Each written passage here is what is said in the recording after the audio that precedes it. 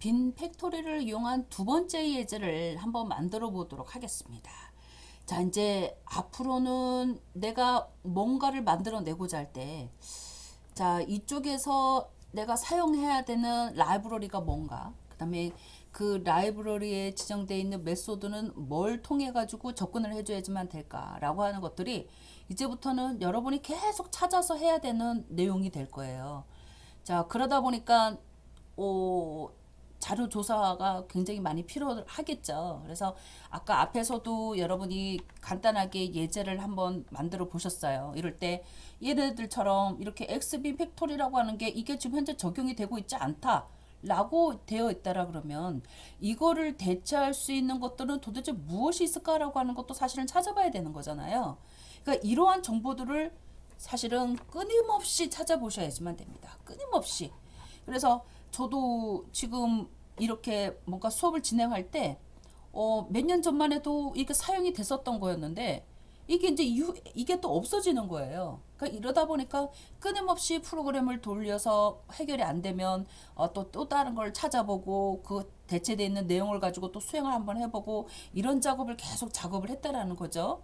그러니까 여러분들도 앞으로는 이런 작업들을 그냥 늘상 해야지만 된다라고 생각하시고 작업을 하시면 될 것 같아요. 자, 여기서 보면은 X빔 팩토리라고 하는 것이 적용이 되어 있지 않고 얘네들은 요즘 안 쓴다. 그래서 이제는 디폴트 리스터블 빔 팩토리나 XML 빔 데피니션 리더라고 하는 이 두 가지 방법을 통해서 이제부터는 우리가 실질적으로 사용할 수가 있겠다라고 얘기를 했거든요. 그때 그 예제를 한번 만들어 본 거예요. 자, 그래서 자, 이제 먼저 메인에 해당되는 기능을 한번 먼저 볼게요. 자, 컨테이너를 사용하기 위해서 가장 첫 번째가 뭐라 그랬었냐면 환경을 통해서 그 환경이 먼저 설정이 되어 있어야지만 되는 거였고 그 설정되어 있는 내용을 토대로 해서 객체를 빈을 생성을 하고 그 생성되어 있는 내용을 통해서 내가 등록 클래스를 읽어가지고 오면 그 클래가 읽어가지고 오는 내용을 토대로 해서 사용할 수 있도록 지원이 돼야 된다는 거죠. 자, 그럴 때 아까 앞에처럼 빔 팩토리를 생성하기 위해서 디폴트 리스너블 빔 팩토리를 한번 적용을 한번 해봤어요. 자, 이때 얘네들을 통해서 어떻게 써야지만 되는가라고 하는 예제를 한번 보여드리려고 제가 이런 예제를 한번 만들어 봤습니다. 자, 마찬가지로 이호 해당되는 생성자를 통해서 자, 객체를 먼저 생성을 해 볼게요. 즉, 빔 팩토리를 생성한다라는 말 뜻인 거죠. 이때 생성되어 있는 이 내용을 토대로 해서 뭘 해줘야지만 되냐면 빈을 등록시켜줘야지만 된다고요. 그때 그 빈을 등록시켜주는 방법이 여기 보면 레지스터 빈 데피니션을 적용을 한대요. 이때 얘네들이 다음과 같이 두 개의 매개 값을 통해서 자, 그리팅 서비스다라고 하는 이 그리팅 서비스를 통해서 뭔가 객체 변수를 적용할 텐데 이 객체 변수를 기반으로 열려져 있을 클래스는 뭐냐?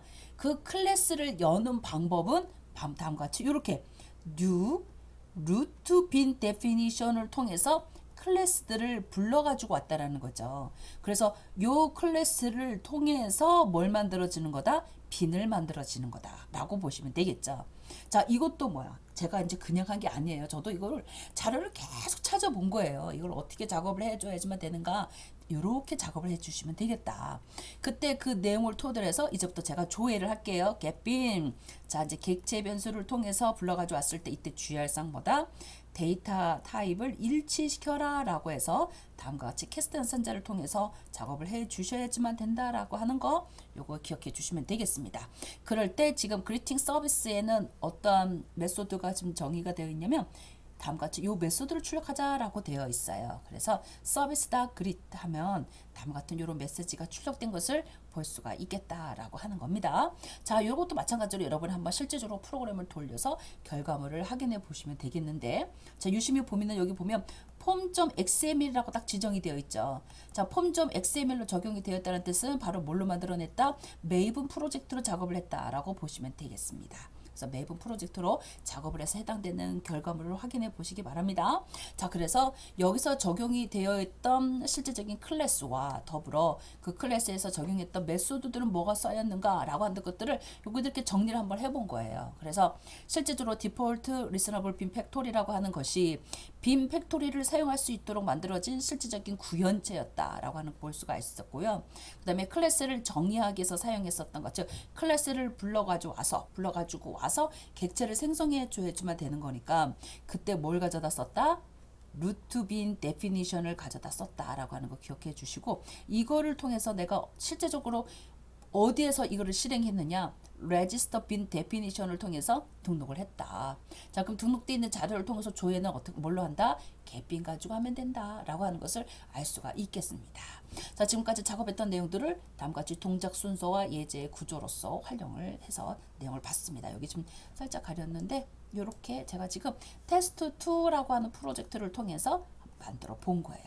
자, 여러분들도 결과물 볼 수 있을 거라고 봐요. 자, 기본 디폴트로 지금 대부분 JRE가 J2S 1.5 버전으로 세팅이 됐는데 이 버전은 여러분 얼마든지 변동이 가능합니다. 우선은 뭐 기본적인 것을 사용하고 있기 때문에 1.5 버전으로도 얼마든지 수행이 가능하다라고 봐요. 그래서 그냥 테스트하는 거니까 우리가 최종적으로는 실제적으로 스프링 부트 가지고 작업을 할 거니까요. 우선 그래도 스프링 부트를 하기 전에 실제적으로 스프링 프레임워크가 어떤 식으로 작동이 되고 있는가라고 하는 것들은 원리를 알고 시작하는 게 좋기 때문에 조금 어렵지만 그 작업을 수행하겠습니다라고 얘기를 했으니 따라와 주시면 되겠습니다. 자, 근데 이제 이것보다도 더 요즘 이제 실무에서 가장 많이 쓰이고 있는 컨테이너가 있다라고 얘기를 했었댔어요. 그게 바로 어플리케이션 컨텍스트라고 얘기를 했었습니다. 어플리케이션 컨텍스트. 그래서 가장 널리 사용이 되는 컨테이너다라고 보시면 되겠고요. 얘는 빔 팩토리를 확장할 형태고요. 단순한 의존성 주의 외에도 국제화, 이벤트 처리라든가 AOP, 메시지 리소스 같은 이런 다양한 기능을 제공하고 있습니다.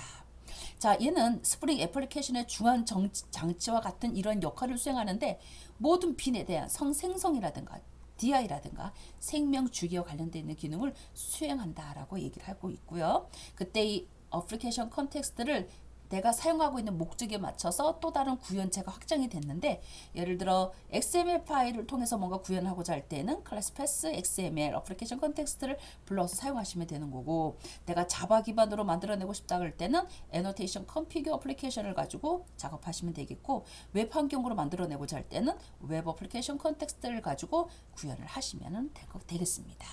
자, 이때 어플리케이션 컨텍스트를 작업을 하기 위해서 자, 이제 우리가 무슨 예제를 한번 들어봤냐 한번 보자 얘기예요. 자, 지금 보니까 제가 여기 메인에서 자, 지금 어플리케이션 컨텍스트로 선언이 돼서 구현체는 뭘 가져다 썼냐면 애노테이션 컨피규어 어플리케이션 컨텍스트를 가져다 썼어요. 자, 이거는 자바 기반이라고 얘기를 했었습니다. 자, 그래서 제가 지금 앱 컨피그라고 하는 클래스를 기반으로 해서 자, 클래스들을 로드 시켜서 객체 변수를 생성시키겠습니다. 그러면 앱 컨피그라고 하는 클래스가 있어야지만 되겠죠.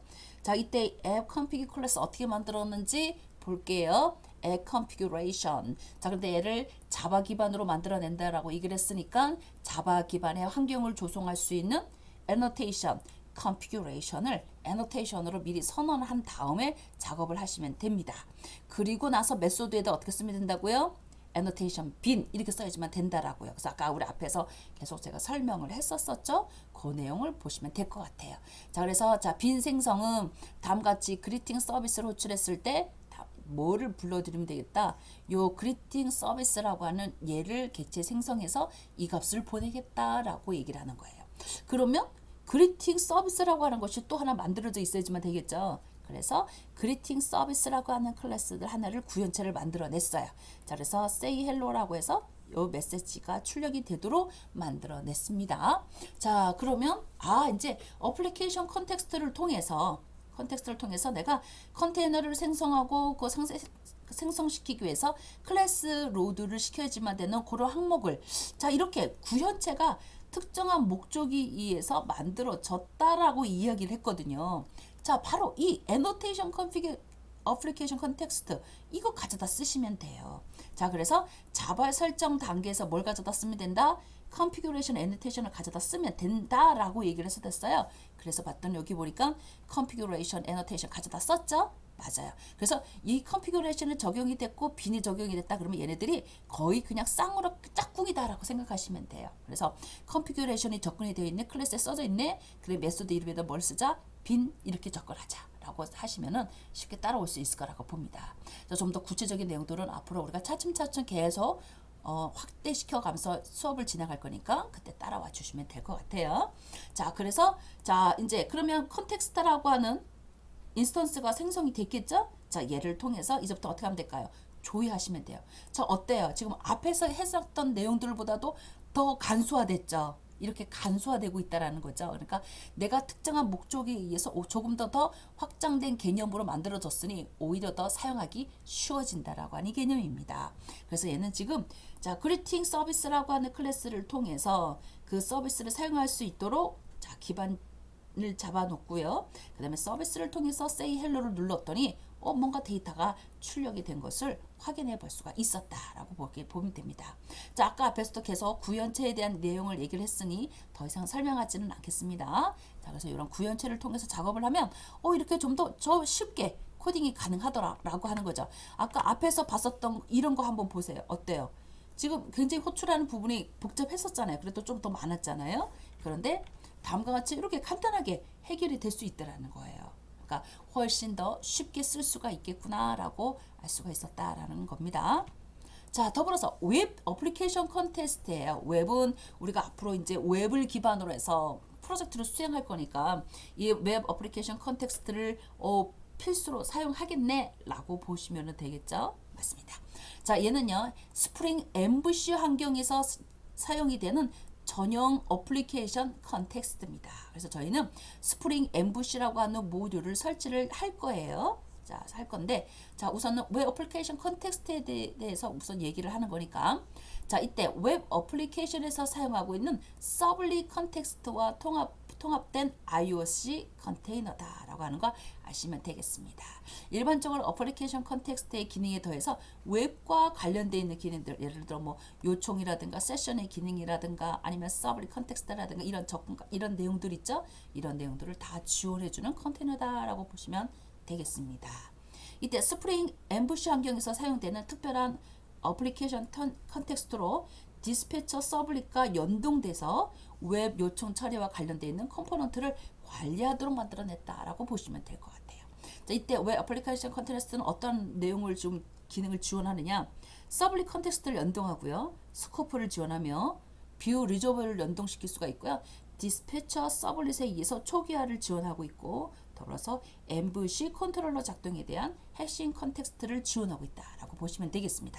그래서 서블릿 환경과 통합돼서 디스패처 서블릿과 관련되어 있는 이런 동작을 수행할 수 있도록 또 지원하고 있다라는 거죠. 자, 스코프 지원이라고 하는 것은 우리가 어디서부터 어디까지 해당되는 기능이 지원이 가능한지 변수가 가능한지라고 해서 여러분이 웹서버 구축할 때 들으셨던 거 기억이 나시죠? 자, 스코프 영역 즉 리퀘스트만 주어져 있는 상황인지 세션에 대만 주어져 있는 상황인지 아니면 어플리케이션을 대상으로 사용할 것인지에 따라서 웹 스코프 영역 사용할 수 있는 범위를 우리가 지정할 수가 있겠다라고 하는 것을 보시면 되겠고요.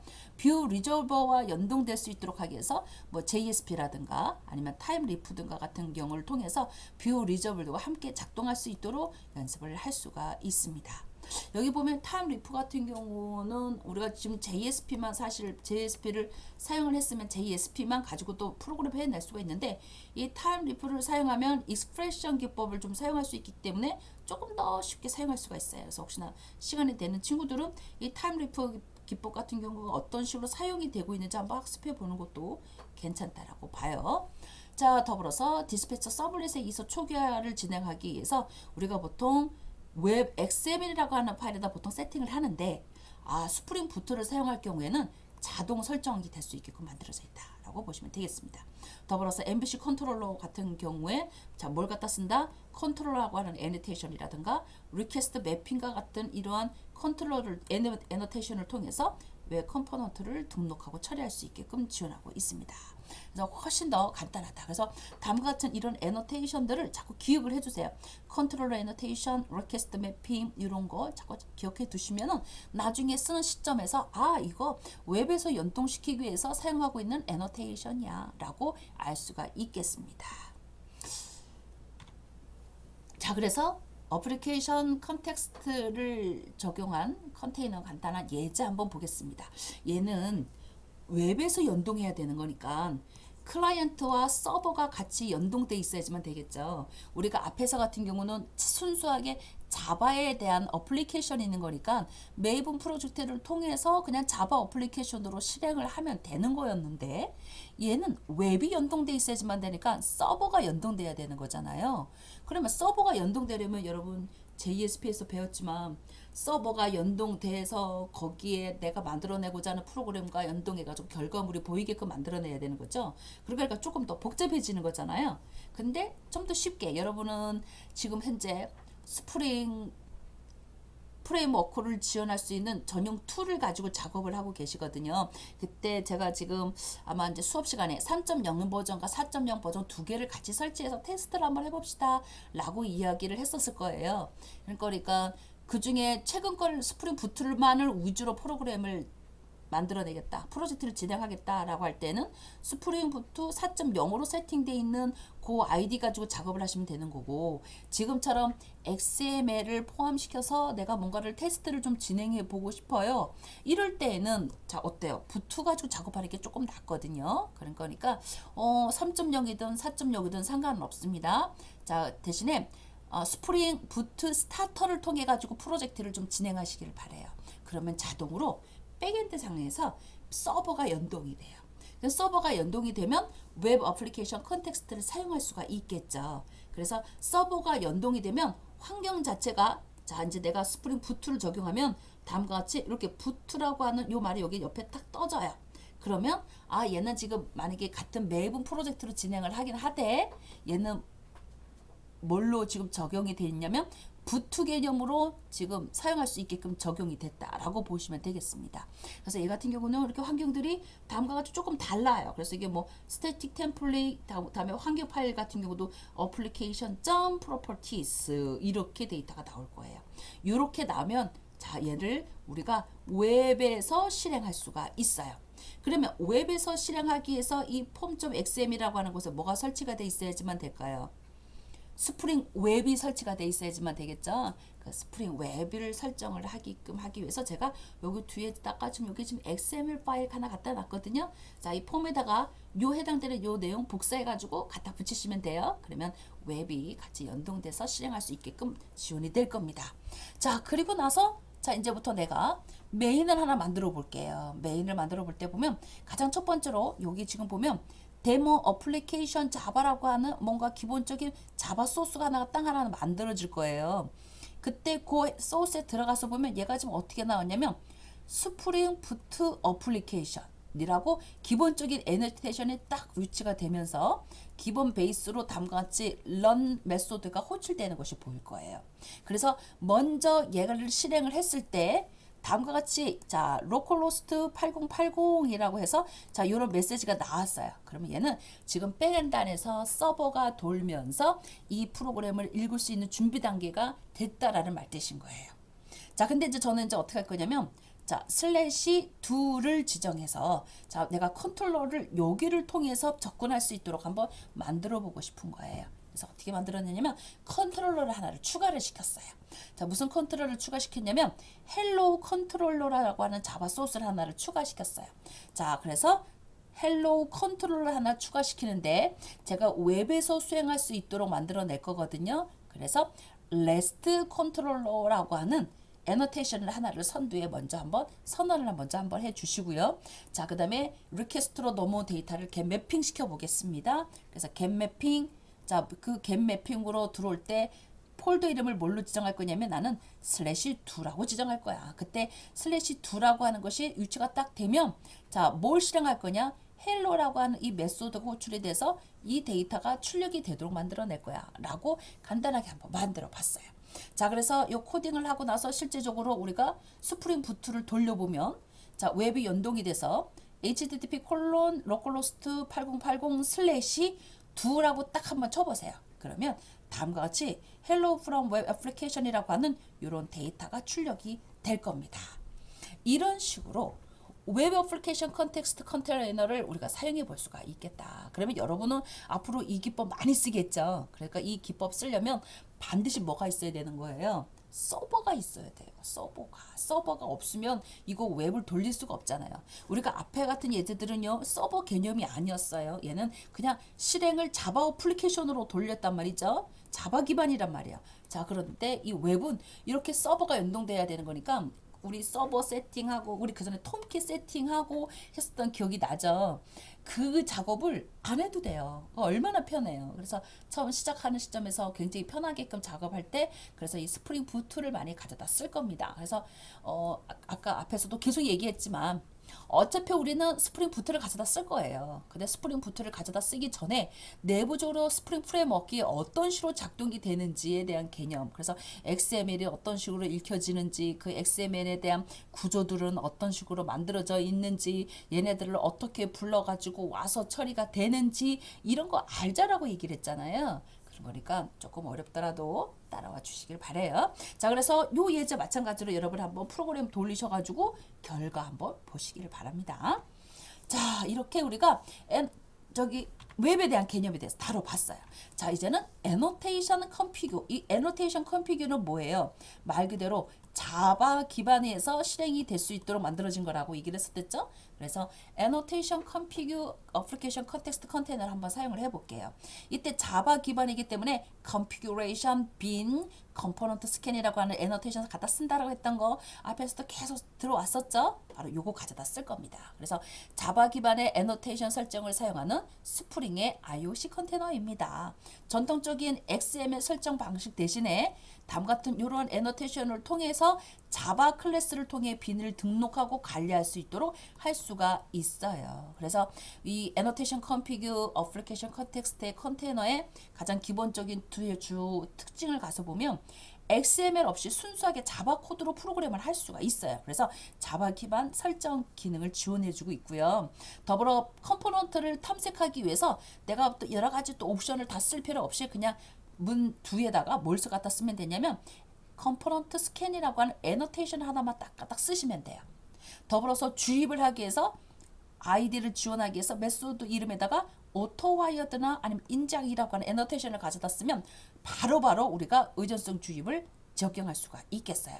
자, 자바 코드 기반이기 때문에 타입을 지정할 수가 있겠죠. 그래서 더불어서 아이디 자동 완성 기능, 또 더불어 리팩토링 기능까지 또 지원하고 있기 때문에 우리가 기본적으로 자바 기반의 뭐 인텔리제이라든가 이런 전용 툴을 가져다 쓰면은 조금 더 쉽게 프로그램을 해낼 수가 있어요.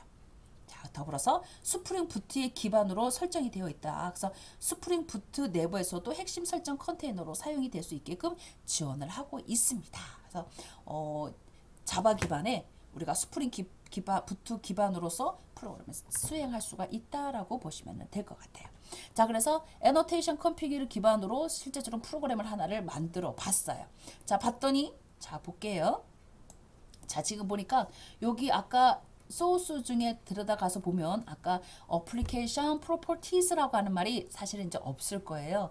자, 그런 내용이 없고 얘는 뭐 기반이냐면 폼.xml인 거니까 자, 얘는 무슨 기반이다? 메이븐 기반의 자바 어플리케이션이다 라고 보시면 되는 거예요. 우리가 지금 계속 이 애노테이션 컨피그는 자바 기반이라고 얘기를 했었잖아요. 그러니까 런을 뭘로 실행하면 될까요? 자바 어플리케이션으로 실행을 하시면 되겠습니다.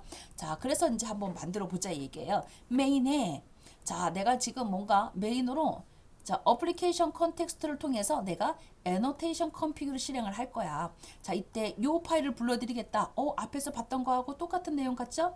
자, 그래서 그 애노테이션 컨피그라고 하는 내용을 통해서 자, 컨피그레이션과 빈이 접근이 돼서 사용할 수 있도록 지원이 되고 있다라고 하는 거예요. 이때 마찬가지로 context.getBin에 의해서 해당되는 클래스를 통해서 객체 생성하시면 객체 찾아 생성을 해서 가져오시면 되는 거고요. 그 내용을 토대로 해서 실행을 바로 하시면 되겠죠. 자, 그랬더니 annotation config annotation config 메시지가 나오죠. 바로 누구를 호출하는 거였다? 얘를 호출해서 그 결과물이 나온 것을 확인해 볼 수가 있다라고 얘기를 하는 겁니다. 자, 이제 이렇게 annotation, 뭔가 자바 기반으로 프로그램 만들어져 있는 거 이제 다시 보니까 어때요? 눈에 확실히 좀 들어오기 시작을 하는 거죠. 자, 요렇게. 자, 지금 제가 이제 프로그램을 몇 개를 한번 보여줬어요. 그래서 이 몇 개 안 되는 요 프로그램들을 여러분이 실제적으로 한번 프로그램을 실행을 한번 해보는 게 좋을 것 같아요. 그래서 어플리케이션 컨텍스트라고 하는 이 개념을 우리가 보통 독립적으로 쓰이는 게 아니라 이 클래스를 기반으로 구현체가 만들어져 있는 것을 가져다 썼구나라고 하는 것을 볼 수 있다라고 하는 거예요. 그래서 여기에 어플리케이션 컨텍스트라고 쓰질 않고요. 그 어플리케이션 컨텍스트를 구현한 구현체를 통해서 만들어내는 거다라고 보시면 된다라고 하는 거예요. 그래서 요 소스를 봤더니 어때요? 요 소스랑 똑같죠? 단지 메시지만 조금 다른 것 뿐입니다. 하지만 여러분들 이렇게 다른 구조로 되어 있는 것도 마찬가지로 프로그램을 좀 한번 해서 그 결과물을 확인해 보시길 바랍니다.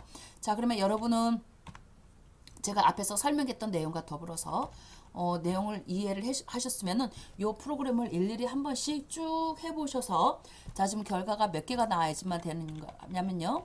하나, 둘, 셋, 넷, 다섯 개.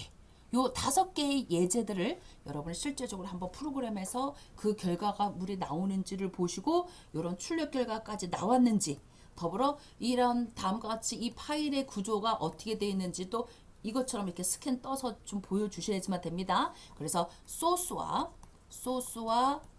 출력 결과 뿐만 아니라 파일의 구조도까지 같이 스캔해서 여러분이 제출을 좀 해주시기를 바랍니다. 알겠죠? 그러니까 여기 지금 보고 계신 화면처럼 이렇게 하시면 되는 거예요. 그래서 소스, 출력 결과, 파일의 구조도까지 결과물을 같이 보여주시기를 바랍니다. 자, 오늘은 여기까지 하고 마치도록 하겠습니다. 수고하셨습니다. 본 결과물은 2025년도 과학기술정보통신부 및 정보통신기획평가원의 소프트웨어 중심대학 사업 지원을 받아 제작되었습니다. 과제번호 2024-000064. 본 결과물의 내용을 전자할 수 없으며 인용할 때는 반드시 과학기술정보통신부와 정보통신기획평가원의 소프트웨어 중심대학의 결과물이라는 출처를 밝혀야 합니다.